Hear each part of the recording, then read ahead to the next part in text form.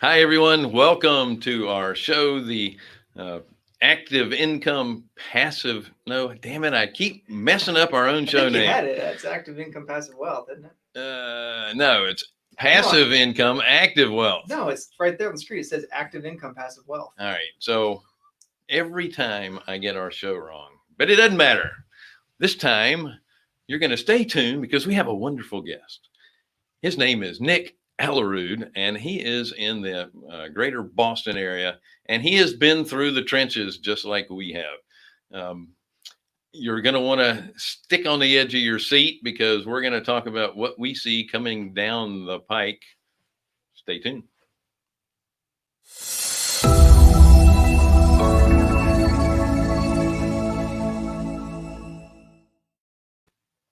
So dramatic.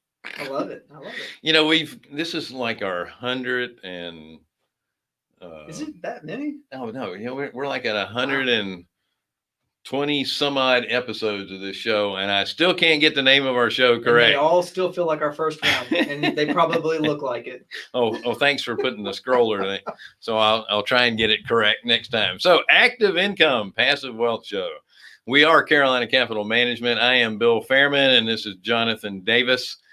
We make loans. If you don't know what we do, our website is carolinahardmoney.com. We also allow for investors to give us the capital we need to make loans with, right? So if you're a borrower, click on the Apply Now tab. If you are seeking passive income, then click on the Investor tab.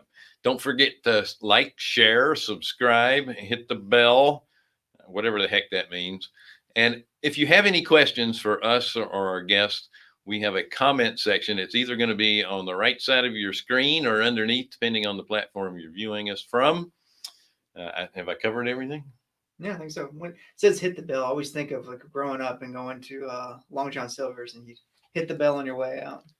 I never saw that because I always went to the drive-through. Oh, they had no bell at the drive-through. I'm lazy. I don't want to get out of the car. Without further ado, Nick is proud of his 28 degrees Fahrenheit in the middle of the afternoon up in the greater Boston area. Thank you so much for joining us, Nick. Thanks for having me. Bill and John, pleasure to be here, dude. Thank you. I know you really mean that. I do. And it's funny. Wait, I got it. So I'm laughing my butt off in your green room there because this is fantastic. I also, I can't remember the name of my own podcast either. So thank you for that. And also, you guys have a lot more cojones than I do because I would never do mine live. I at least can go back and edit. Like, God bless you guys for doing what you do. Well, it kind of hardens you when you do it live because you know you can't go back and fix it. And you just, what the heck? Let's just move forward. if we fix it, we might come off as that we're a little too stiff. Or maybe know too much. Getting us live, you get the real flavor. That's right. I don't want people to think we're too smart. So, Nick, you got a lot of stuff going on. You're a real estate professional as well. You have a banking background. You've done fix and flips and buy and holds and wholesale and what was the other? I'm trying to think of short sale stuff. I mean, you've been doing it all. You've gotten into commercial property. By the way, I love the self-storage space. I love the multifamily space. Mm-hmm. But there are different aspects to every bit of that. And congratulations on getting in there and learning it all. How the heck did you get started? Thank you for that. And it's funny you mentioned congratulations. For me, it's just been one tumble after another, right? You just start tumbling around and you realize, learn through certain things, change trajectories, and you kind of form your buying rules and form your criteria. But so that's the long and short of it, what you just said. I started as the banker working 70, 80-hour weeks. It wasn't anything special. It's a great title, but it was more just a high-level teller for mutual funds, stocks, and bonds for life insurance companies. That's really what it was. And they had me working 60, 70, 80-hour weeks, working on Christmas Day and New Year's Day. I was handling foreign trades and all sorts of stuff. And I just remember seeing It's a whole long story about a board game, which I won't get into, but I saw an infomercial on TV once at 2 a.m. I think it was 2003 or 2004. And it was a guy saying, hey, learn to buy real estate, pennies on the dollar. So, okay, it sounds kind of cool. So I called up 800 number and paid $50 for a binder to come in the mail. And it was all about like tax lien investing. I'm like, oh, it's kind of neat. This might be my way out of the corporate grind. And as I continued, it said, if you're serious about real estate investing, call this 800 number. I guess I'm serious. I acted on an infomercial. I guess I'll call this number. And the best salesman in the world talked me into my first $6,000 over the phone coaching boot camp scenario, taught me how to do advertising for motivated sellers and direct mail and phone calls. And the biggest thing they got me to do is read the book, Rich Dad, Poor Dad. Like most of your audience has already, and guests have already read. Is that right? Yep. Yeah. Absolutely. A lot of people got their start with that book. Yeah. That was it, right? Changed the mindset, changed everything. And I immediately started to say, this is it. I have to go and do real estate. So I didn't stop there. I invested in at least $60,000 more of stuff. They had things called learning annexes back then, right? With the Kiyosakis and the Trumps and all the gurus came into one spot and got to peddle their wares, right? Some of it was really, really good. Some of it was not so good. But I just bought everything. And about a year later, 2005, I was really angry because I hadn't done a deal yet. Really, really, really angry with myself that I had made all this investment and this is my time and what am I doing? And I should just be working. And at the time, I didn't realize it. And the story goes about I was in the shower one day. I had a lot of hair back then. I know no one believes me, but I had a lot of hair back then. And I remember being in the shower looking at the shampoo bottle saying, you know what, by the time the shampoo bottle goes down to zero, I'm going to have my first deal in real estate. And every single morning I'd get in the shower and see the shampoo bottle go more and more and more. And this became my accountability partner. Right. I hope you still don't do that. There's better accountability partners. Is that what you mean? But I'll never forget it. It was a mindset. It was a mindset shift. And I was there on an online forum at the time trying to get, back online forums were kind of cool, right? Now, they're cooler now. And a guy from Minnesota reached out to me and said, hey, I see you're hustling. You're trying to get some first deals. I have access to undervalued real estate. Now, mind you, I'm a banker, but it's my first time in the financial world, and it's 2005. Okay? I have access to undervalued real estate here in the Minnesota market. And what I'm going to do is I'm going to find this undervalued, and we're going to get it under contract at 20% below as is market value. We have a tenant buyer, people with poor credit, lined up to rent these things for 20% above fair market rents. And we're going to contract with them to sell it 20% above current value in 3 years after they get their credit back together and they work with his loan officer and this and that. And back then, Bill, I know you were in the business, but this was still crazy to me how this was legal. Back then, we could sign a purchase and sale agreement and go to the closing table for $450,000, get conventional financing on that for 90 to 100% financed, right? And the seller legally could give us a check back at that closing for about $60,000 saying, hey, good luck to you and thanks. Called a payment authorization, right? Through the closing. So we would make money, it wasn't real money, right? It was leverage money, make money at the closing, purchase closing, rents every single month, and then resale in 3 years. I'm like, this guy's going to teach me about lease options and rent to owns, and he's going to teach me how to manage property. This is great. No brainer. I'm going to do 5 in 1 week. There's my deal. My first deal in real estate, I'm going to close on 5 in 1 week. And I had, the mortgage broker lined up. He needed a credit partner. That was his thing. Yeah. Right. So sign on the dotted line for 10 loans. Most of them 100% financed. 2 of them were 90% financed, and just went for it. And we had our call with him on Tuesday for next steps and getting the tenants in there and getting the security deposits and the first month's rent. And he didn't show up to the call. He got 60% of that money, the purchase closing money, for the record. So he didn't show up to that call. And then as we continued to forward, where are you, dude? Are you okay? You all right? What's going on? And no emails and no calls. And turns out, right, all of the leases were forged. There were no tenants.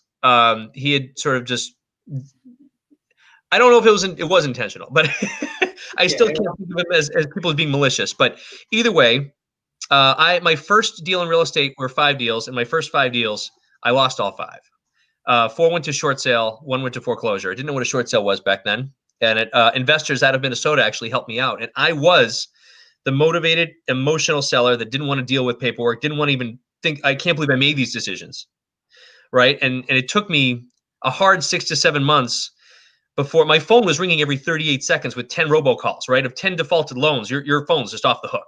And Right. I remember just thinking to myself, like, it was a horrible, horrible place to be mentally. And I took 6 months off, buried myself back at work. But if they checked my credit, I'd lose my job because you have to have good credit to work at a bank, right?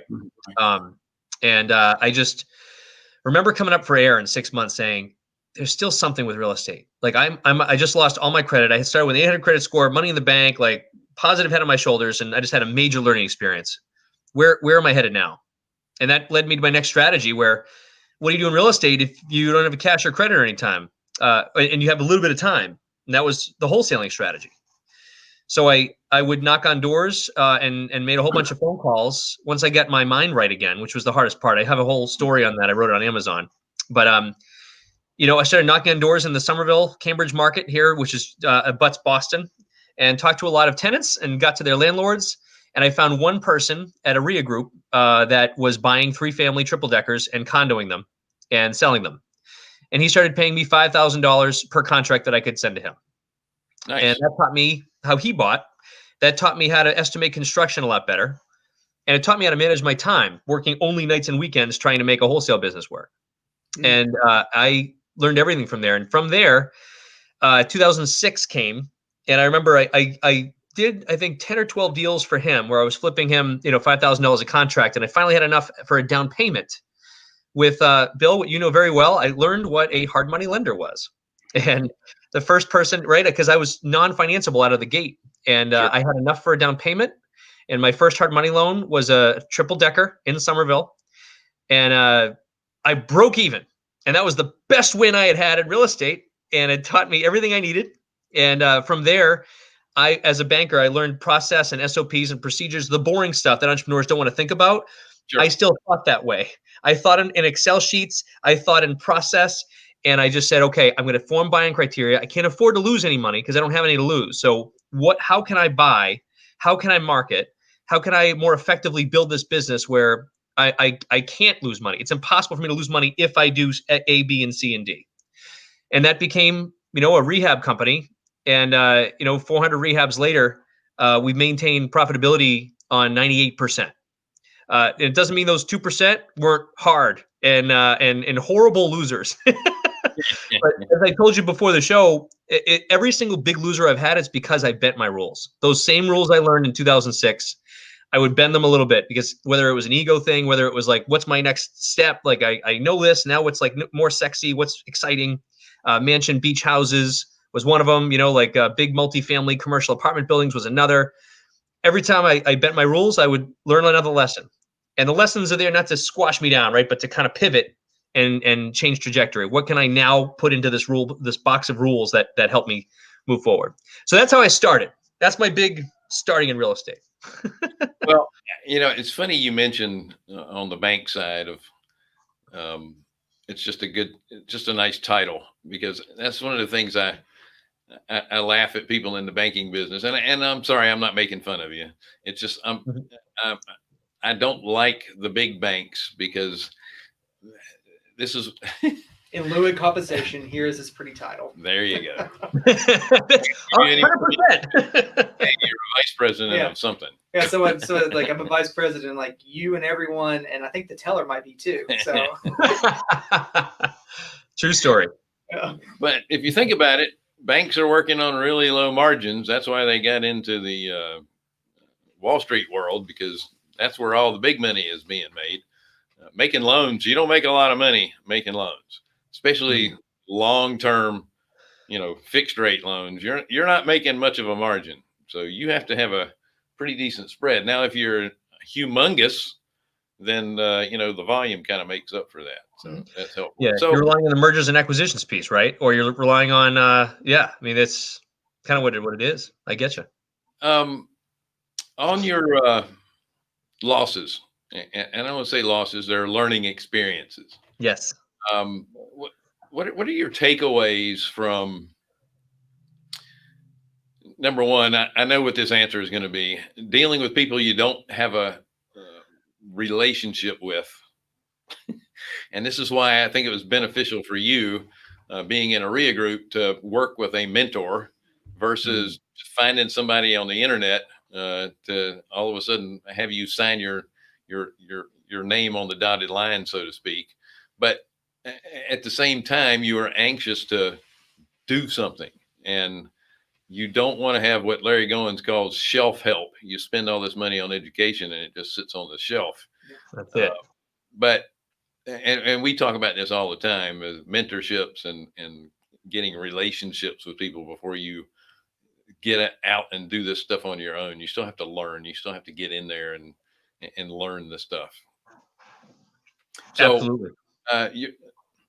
I think, and you can expand on this. I think you learned more and more valuable lessons on that first deal that you did with the triple than any of the other education that you got in the real estate investing side. What do you say?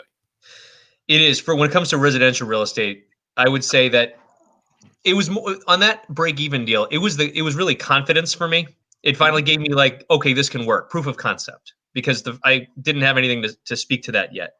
I will say that if it weren't for the Minnesota experience, I wouldn't have taken the first step. And I think everyone needs to take the first step in order to get into a second, third, fourth, and 100th step. So I look back now. I mean, it's all about mindset shifts. I mean, every single challenge that I've had has literally led me where we are today, with a vertically oriented organization and with an amazing team. And so I really can't speak negatively, although I did for a long time. Like for a long time, it kept me here, right? I was angry at him, angry at myself. And not only that, like, we don't get into it today, but there's a whole bunch of other partners in Boston that got me involved with, I call it a brush with the SEC. And I was, so there was a lot of anger at first. And I think it's natural as humans to have that anger, but it's how quickly can we pivot and say, what do we learn? Right? How can we shrink the anger and shrink the resentment and shrink the putting your head in the sand? We have to do it because we're human, but like, how can we make that smaller to get what's the next step? What's the next level? How can I implement? How can I retarget? Yep. Yeah, the best entrepreneurs in real estate are those who are solution oriented, not problem oriented, who just find the next solution. They just keep work. It may take them 10, 12 times, but they'll find the next solution. And go ahead. Yeah. I was going to say, I don't know anyone that's in business that hasn't failed. Everybody fails along the way, and you shouldn't really call it failure. It's part of the learning process. And, you have no control over markets. You do the best you can to minimize risk outside of your control. But markets happen. Things happen that are totally out of your control. And sometimes you pick something that just doesn't work. Yep. And you have to turn around and find something else. And this is why I love small business in general, is that most entrepreneurs are, like Jonathan said, solution oriented, and they get knocked down, they come right back up. We can easily pivot and go in another direction if you need to. If you're one of these people that have that straight and narrow thinking, you're not going to last long. Nailed it. In real estate. Yeah. You nailed, and you mentioned earlier relationships and coaches and mentors, and you're absolutely right as far as shortening a learning curve and investing in the right partnerships, the right people around you. I will say this: you mentioned market cycles. You and I have been through market cycles. There's an awful lot of very dangerous people right now we call home run heroes, at least locally, that have not lost anything because they started in real estate in 2015 or 16, and the market has certainly compensated for any mistakes they have made, and they don't know what it feels like to have a market turn. They don't know what it feels like to have lenders sort of all squash, all the Wall Street lenders squash away, and Carolina Capital Management, right, and the local hard money people finally are super competitive. Or as far as like people are all going to be going to the hard money lenders because they can't go to commercial anymore. So it's home run heroes do scare the heck out of me. There's a joke around here. Massachusetts has license plates. One's a red. Reds are ones who have been updated in the last 20 years, and you have to put both of them, one in the front, one in the back of the car. There's still people driving around with the one green one, which means they haven't been to an RMV in 25 years or so. And that scares the heck out of most of us here. We call home run heroes the green license plate people. Crazy. Yeah. Eventually, that eyesight isn't what it used to be, and those reaction times are a little bit longer than they should be. Yeah. They need to go to the DMV. Well, and touch on that point you just made. I mean, we've had that in our mastermind meetings. It's, these people who have become millionaires or whatever in the last, 5-10 years. Yeah. Like, is it because you're awesome, or is it because the market cycle was just right? It's like, yeah, you got to watch yourself and check yourself, because we've had a really good market cycle, and it probably wasn't just you. That's it. Luck and skill, right? If they're both combined together, you're even better off. But you can either have luck, have skill, or have both. But you got to be in the right place at the right time with the right relationships. 100%. There's nothing wrong with being lucky and having the right time. That's it. As long as you're preparing yourself for a downturn. One of the things that we promote a lot is a Profit First book. And it is, if anybody is new to the show that's listening, look it up. Profit First. It is going to save your butt if you do it properly. All right. We have a question from Mark. Yep. How do you make money in property management, or is that a loss leader? Yeah. How much additional expense would it be to outsource it? Well, would you like to answer this, Nick, or you want? Sure. Yeah, absolutely. Because we played with that exact question not just a year ago. So now we have, just to give you an idea of the organization. So we started with our wholesale company, then we went into fix and flip, and then fix and flip led into real estate retail brokerage, right? Because if we're going to be selling our own properties, we might as well try to have access to the MLS, and then we can bring in quality people that are licensed agents that can help sell our inventory. That led into a short sale negotiation firm, because we were dealing with a lot of sellers back then, right? 09, 10, and 11 that had some issues with their debt, and they had to get out. And I had experience in that. So it happened to be. I helped with that. And then as we moved forward, right, we built a rental portfolio. And the only natural course of action for me, and this is to speak to your question, Mark, I mean, based on the challenges that I'd had, I was kind of a control freak. And that's not a good thing. Not a good thing at all, but I was a control freak, and I tried to hire. I was not financeable until 2014, but I knew in my head I had to start building a rental portfolio to help with my wealth building in 2009. So I went out to a market that was not local to Boston, where I could buy houses cash that I didn't need loans on. That was a much smaller, lower priced market. And when I started buying single family houses and renting them, I tried using third-party management companies. Every time we would get the report back, there were things on the report. I'd have to question it. And of course, I was the pain in the butt client, right? Like, they didn't want to deal with me either. And I'm like, if I'm just the pain, I want to be a pain in the butt client either. So what do I demand of myself, and not put someone else through the pains of having to deal with me? So we formed our own. It was internal at first, internal property management company that only dealt with our inside portfolio. So that wasn't even a moneymaker. That was literally just to say, okay, because again, banker, right? Process and checklist oriented. How do we make this a process so it's not some guy running out to every property in the world, talking to a tenant, leasing that up, but then not knowing, like, we wanted recurring communications. We wanted a preventative maintenance schedule. We wanted all sorts of these things. And I have now what we call a 44-point value add inspection checklist, which actually helps increase value of assets under management for anybody who hires us. So that was all internal up until 2019. And it was just natural, because we had our own portfolio, and I couldn't trust anybody else. So we ended up doing it ourselves. Sure. But in 2018-ish, I had that vision of, well, why am I keeping this to myself? And if we can monetize it, even better. But we have all the checklists, we have the processes, we know how to hire people. I'm going to open this up and show them how they can increase value in their own assets by just doing one of 44 things that will make the fee you mentioned, Mark. Our fees are between 8 and 10% monthly of collected rent. Now, I personally think, and I still do think, that if you don't have 50 units or more, you should be hiring it out, and it's totally worth your while, because you can focus on your next deal instead of managing your own assets, right? But if your intent is do we make money on it now, even now as an external force? It's a break-even proposition now, but what it does is it allows us to hire some good people.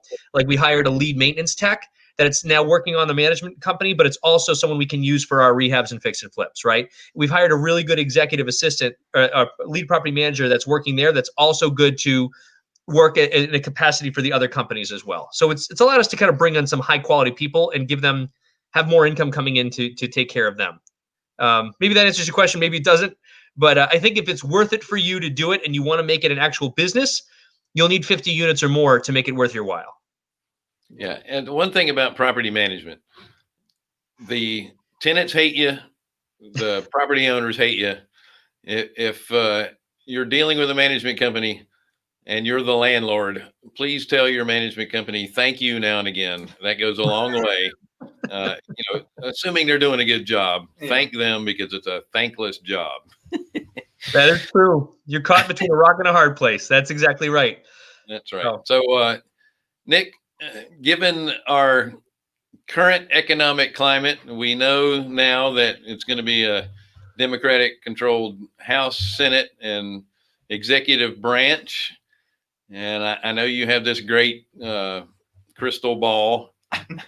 What do you see kind of short term, and then maybe the next 5 years? Short term, maybe year to two, and then out to 5 years. What do you see coming? Oh boy, I love this question. Okay, I'll try to be quick, and thank you for my soapbox, Bill. I appreciate that. No problem. So obviously we all had to pivot in May, June, July of this past year. And one of the things that we did is we took a really hard look, like if this business stopped tomorrow, who knew what was going to happen, right? If this business all stopped tomorrow, what did our bloodline look like? What did how much cash did we have, and how many months could we last with our break even? Exactly. And once we were done slashing expenses and doing a 13-week cash projection log and all this stuff, I then had to look at the future. Okay, then what's coming? And I do know now, especially, and I hate to say I've been waiting for a correction, right? But I think a lot of investors have been waiting. A lot of the long-time investors have been waiting for a correction. We didn't know it was a pandemic that was going to be a catalyst, but the market needed a correction, and here we are. Now, besides the correction that the market needed, and I didn't know the answer either, but what the government has put in place to assist with the forbearances and the deferral mortgage payments and the eviction moratoriums and all these, they have tried to help. But again, maybe going back to my banker mindset and going back to what I can forecast out economically, what I think is going to happen. Every single time they put in a new effort in place, every single time they even provide more stimulus to the economy, which is, by the way, good, but it's a devastating blow once we have to start to normalize without parachutes. So, for instance, this is a big background to say my short sale company is gearing up for this, right? And I'll talk about short sales first. My short sale company is saying, okay, so here's what's going to happen, at least, especially up here.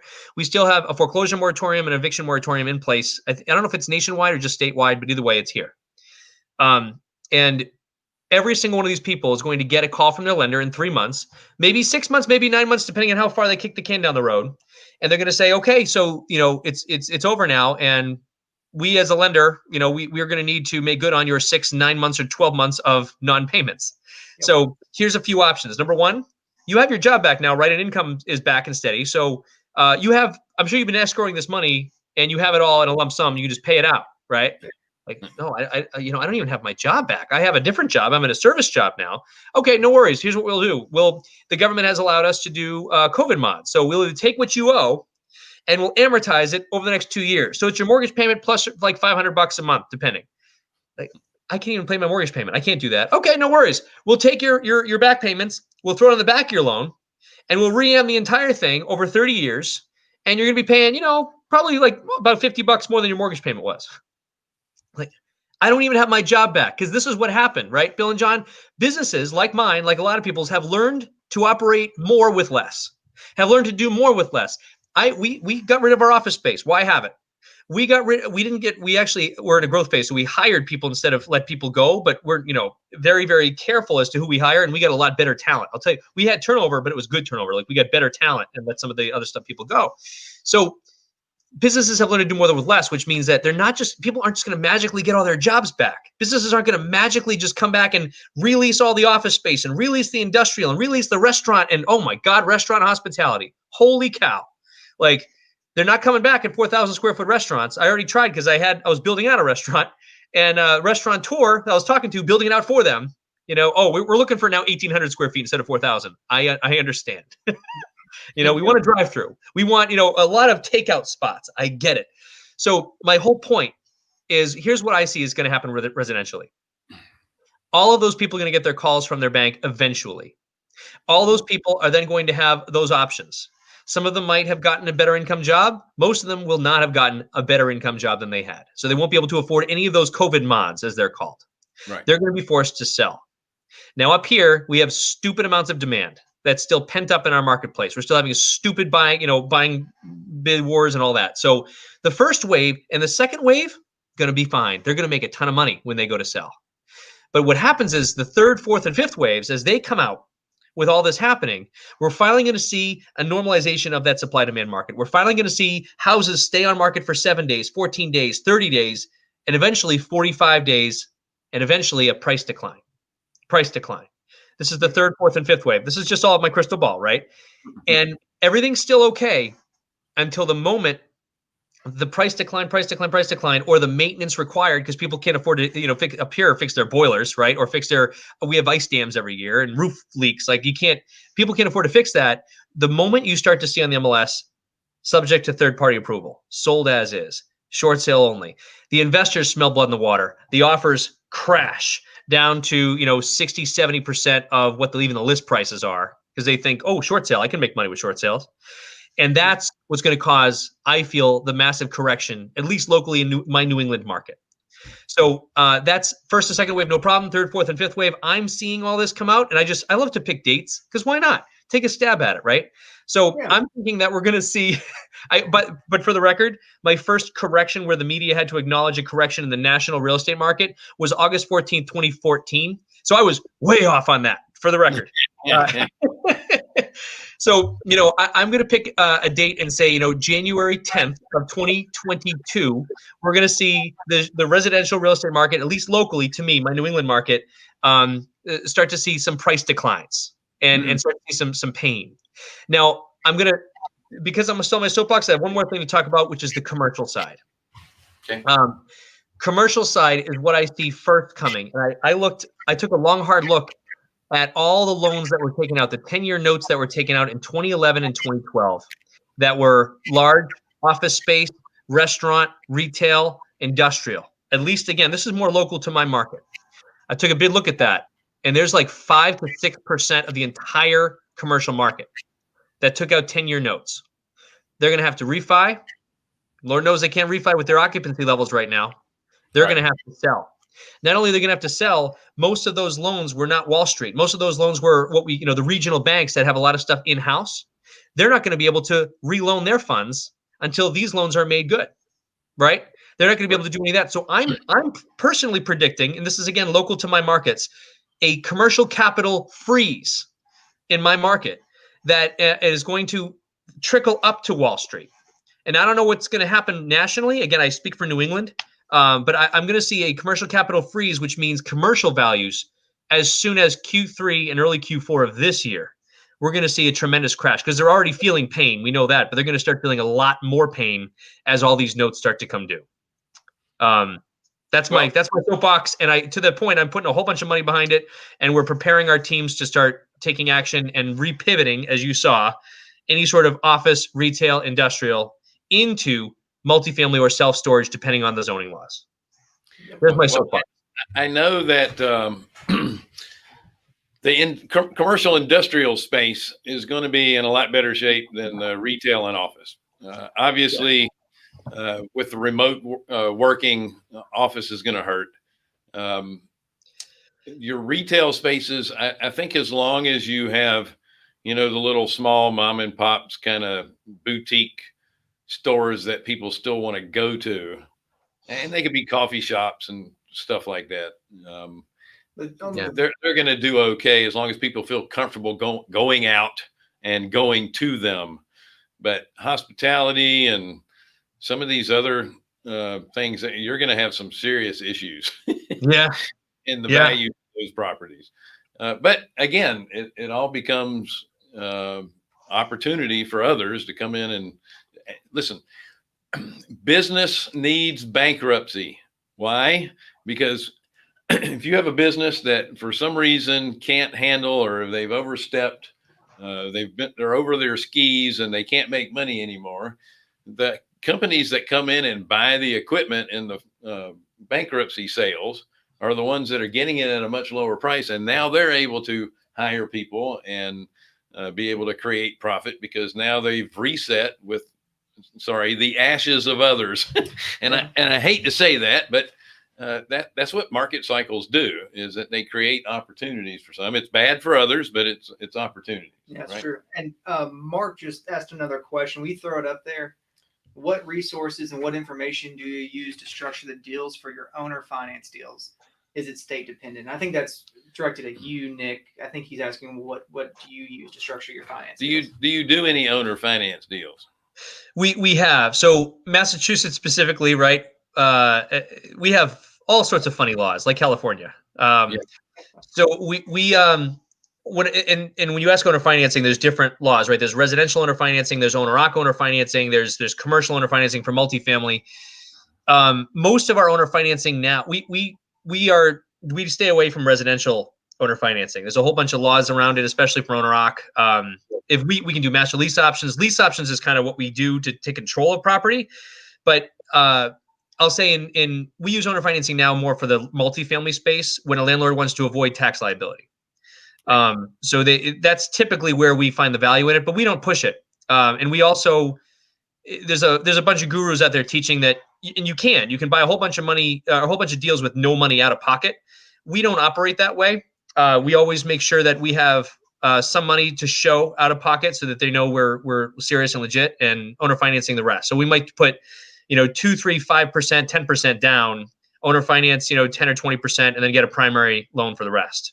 Mm-hmm. We use it as a tax deferral strategy, Mark, more than anything else. Yeah. And that makes sense. If you've owned a property for quite some time, and that owner could participate in some of the financing as well, they would much rather not have to pay that capital gain right away. So that's an awesome strategy. Yep. Nick, thank you so much for your time. That's been great. Thanks for having me, guys. That was fantastic. Let me do a soapbox. You let me vent about one of my issues. This is great psychology session. Send me the bill. This is great. Typically our first 30-minute show is about us on our soapbox, so it's nice to have somebody else on their own. It seems like we're on the same page in most of our prognostications, as it were.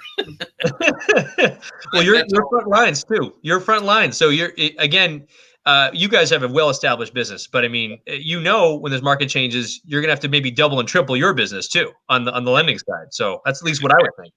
And things are going great right now. We had in December the biggest month that we've ever had since we've been in business. Is that likely to continue? I think for the short term, probably, yeah. For the next 2 or 3 years, or 1 to 2 years, as we think that the government is going to be just throwing all this money out there, and values are going to remain high, and there's still going to be a good demand. But there's pain coming. Yeah. So you just have to prepare for it. Nick, you're offering courses as well? We do. Yeah. We're actually rebranding. So yeah. How can people get a hold of you? Sure. They can find, so if they go to, I'm on Facebook and LinkedIn. They can check me out there. It's AA Real Estate Group. We also do have a podcast. It's called the Shut Up and Do It podcast, which is based around people who have faced challenges, just like you said. So thank you for that. And we do have a coaching and mentoring program. It was formerly called the Complete Deal Flow System. And while we haven't even announced it to the public yet, it's now going to be called REI Ignited, or I'm sorry, REI Ignition. So that'll be coming out in the next 2 weeks. So appreciate that. Perfect. Awesome. I hate to go, but time is ticking. So thank you again for joining us. Thank you. Folks, we are Carolina Capital Management. Thanks for joining the show. If you're a borrower interested in borrowing funds, carolinahardmoney.com. Click on the borrower tab. If you are an investor looking for passive returns, click on the investor tab. Don't forget to like, share, subscribe, and hit the silly bell. What's the name of the show? Active Income, Passive Wealth. Well, it only takes a few more days and I'll forget it again. So, all right. Anyway, you guys have a great week. We'll see you next time on this same channel, so to speak. Different link. Thanks, guys.